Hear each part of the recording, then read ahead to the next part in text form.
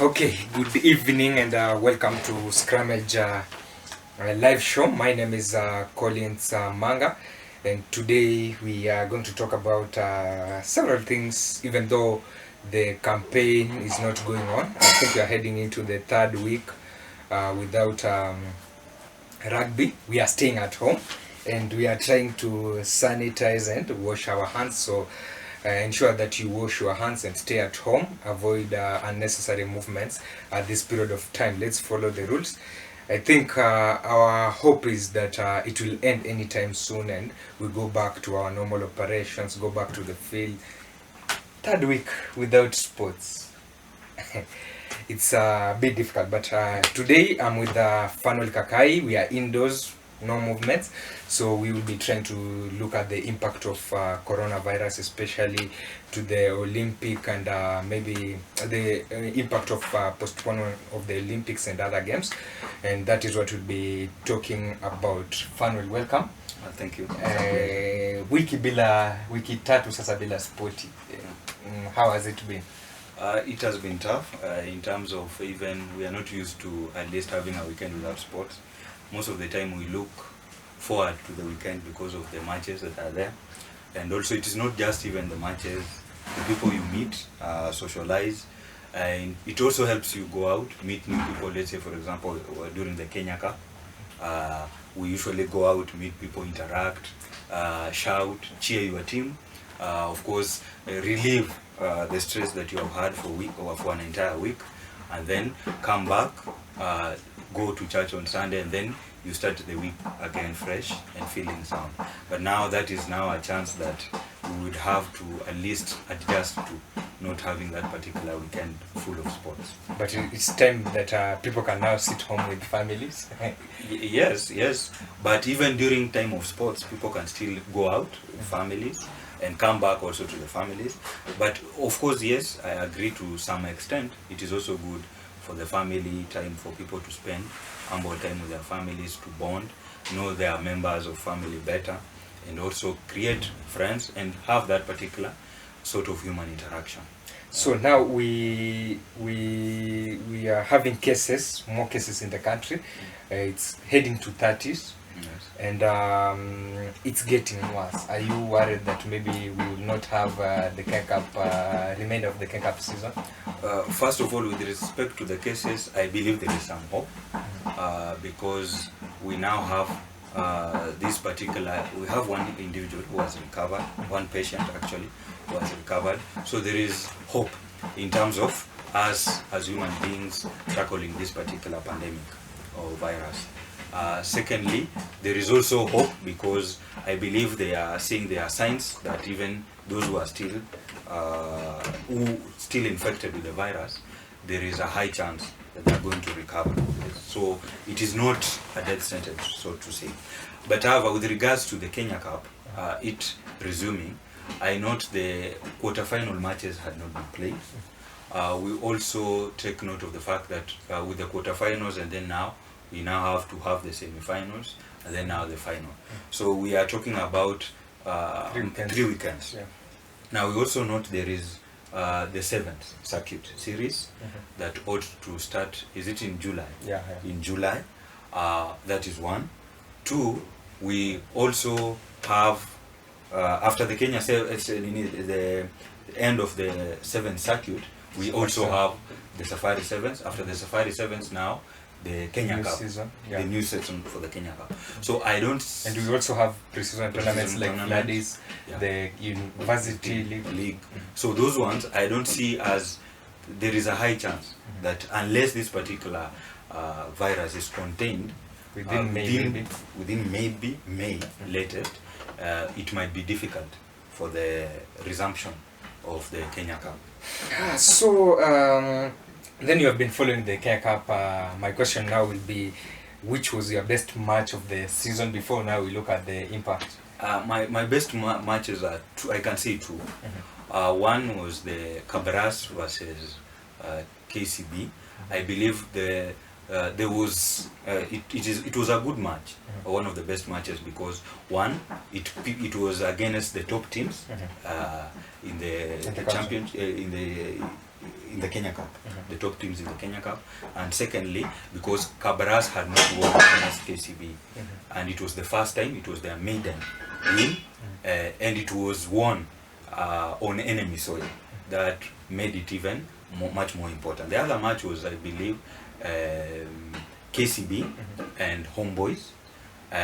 Yes, it ended in a draw, but it was a good match because it was again number 2 versus number 3, and it was a very enjoyable match all through. Now, having watched maybe Cabras play KCB and then KCB play Homeboys and other matches of the season, what would have been your predictions, or if this match is supposed to go on, which team do you think might win this kind of?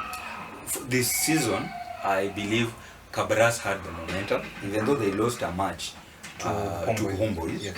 But I believe that one was a wake-up call for that particular team, and at the end of the day, it was up to them now to strategize on how to win it, and not just be overjoyed that they would go the entire season unbeaten.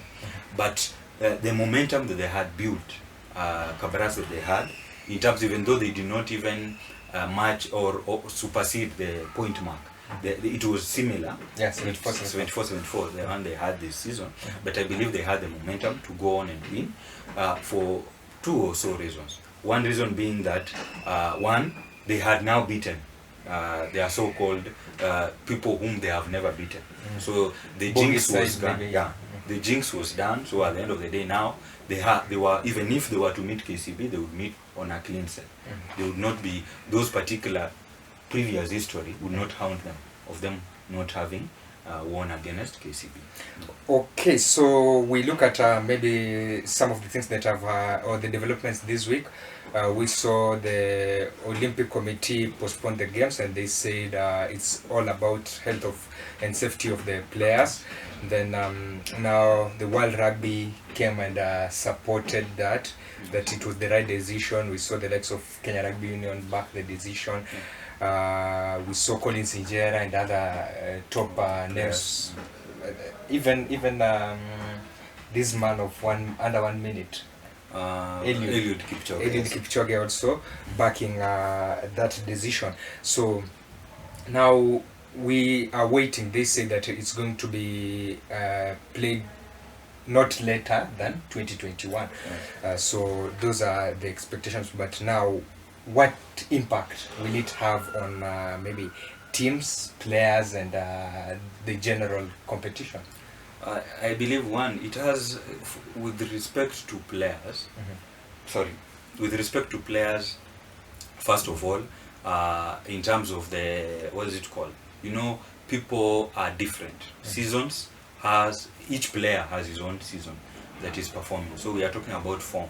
The players who might be in form during this particular season might not be the same players who are in form next season. There is also the issue of the age factor. So at the end of the day, some people might want to, maybe let's say for example, might have wanted to retire after this particular, having at least made an Olympic appearance, and then retire. An example would be Andrew Amonde. I believe he had an interview with the Daily Nation where he explained, or he gave his views with regards to his wish to at least retire from international football, from international rugby. So those are a part of the things. There are those players who would want to retire. There is also the issue with respect to players' form. This season, there are players who are in form. They might not be in form during next season. With respect to teams, I would say club or countries like New Zealand and Fiji. Fiji were the defending champions, I believe, and New Zealand, you see, this season has begun the IRB sevens when they are in form as compared to Fiji. So maybe that particular momentum, had they gone with it to the Olympics, it would have had so much impact. Now, with respect to Fiji, they started on, I can say, not with struggles what is expected of them. They had a little bit struggles, although they are picking up, but I believe it would have also gone all the way to the Olympics, and maybe it would have had a bad impact on them with respect to the Olympics. Now, we also have the issues finances, the issues of finances. Now, we don't know in terms of even the teams if they will be able to send their players to those particular to that particular tournament.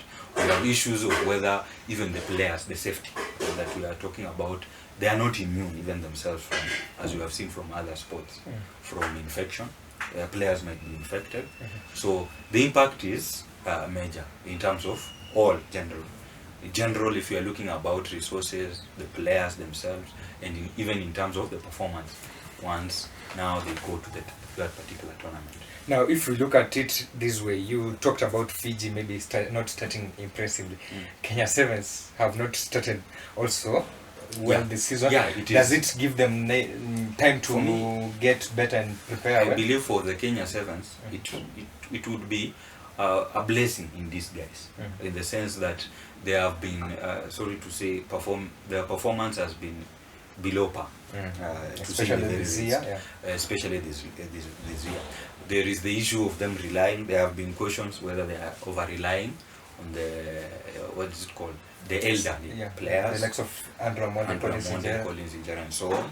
And then, if you look at other teams like New Zealand, South Africa especially, they usually bring in the young tags every now and then. New Zealand has also done the same. In Kenya, we have not yet rebuilt that particular team. So I believe for the Kenya Sevens, it might be a blessing in disguise, in the sense that now they have time to re-strategize, come up with new ideas, improve on where areas that they feel they have. Because even the last leg, it was extremely bad. Okay, so and if you look at this now, you said maybe impact of players and retirement age. Do you think in the Kenya Sevens we might have more than maybe like 3 or 4 players who wanted to play Olympics but will not get there? Because Andrew Mande had already stated that he is planning to retire after the Olympics. And I read the interview by the Daily Nation saying that maybe 2021 might be a bit fast, so he was hoping that it will be within 2020. But now it has been postponed to 2021. Is there a scenario maybe where we are going to see maybe more than 3 or 4 players miss out? It might be, or it might not be, because now you see somebody like Andrew Amonte has clearly come out to express. You know, it's a personal decision that you will have to make. For him, he believed, having sat down, reviewed himself, he felt that it was time for him. So I that's why I'm saying it is a personal decision. Players will have to sit down, reflect, and see whether it is the appropriate time for them to hang their boots. And if they deem it necessary or fit for them to do so, then it is a decision entirely that has to be made by them. So talking about retirement, KCB's Ken Moseti announced his retirement, and I think I was talking with a friend telling him that it is a special thing because other players do not announce. Huwa wanapotea tu alafu tunaishi kushangaa nani alienda wapi. So that is what we had for you today. I think we will try to have this again next week, and you'll have to tell us what you think about the impact of maybe these Olympics and postponement of games. We have seen players' salaries like in the Premiership. The likes of Harlequins have pay cuts. So we would like to hear from you the impact that you think this coronavirus has on the sport. And you can comment below in the comment section, and remember to subscribe to our YouTube channel, Scrummage TV, and then we have our Facebook page where we post our weekly videos, and then we have our website www.co.ke, and then remember to also follow us on Twitter at ScrummageKE. My name is Colin Samanga. My name is Fanuel Kakai. Goodbye till next week.